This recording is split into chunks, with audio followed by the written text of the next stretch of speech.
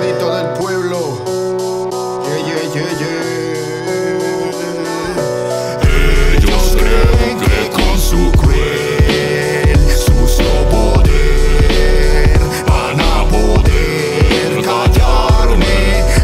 Ellos creen que con su cruel, sucio poder van a poder callarme. Shinji saya hamamanji wanyunata Unguikunata churantu kuchingapa Pikunata kang, imas patakang Kulkita munay manda Shinji saya hamamanji wanyunata Unguikunata churantu kuchingapa Pikunata kang, imas patakang Yaupama apagus kunayatama kang. Los pueblos están cansados de sus mentiras. Ya basta de tanta corrupción llamado sucio poder. Estamos viviendo el atropellamiento de sus falsas ideas que pones en la mesa del diálogo. El derecho de los pobres, ¿dónde están? Si todos sabemos que tú bolsiqueas bien a nuestras costillas, ¿qué más quieres? Para dar un voto das la cara, para dar la mano no sirves para nada, amigo mío. Falsos gobernantes, corazones de piedra es lo que son. Ellos creen que con su cruel, sucio poder van a poder callarme.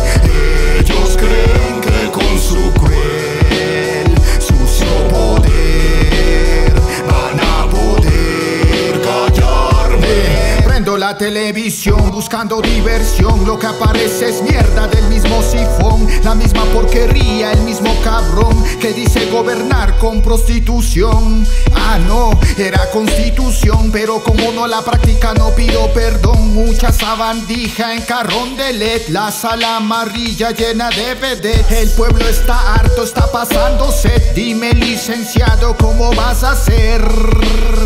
Porque van a hacerte poner de pie para meterte el dedo en tu trasero. Dile a la Romo que lamba el dedo, al otro Gilamo, me a Jarrín, dile que por fin ponga alto al fuego.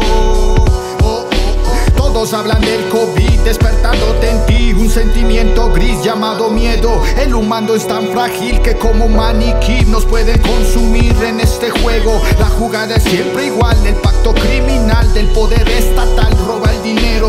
El chapa municipal sale de su corral en busca de quitar pan al obrero. Mascotas de una legión cuidan de su patrón llamado corrupción. Lenín Moreno, Bucaram cayó en prisión, solo fue una ilusión. La rata muere con harto veneno. Esa plaga de caer.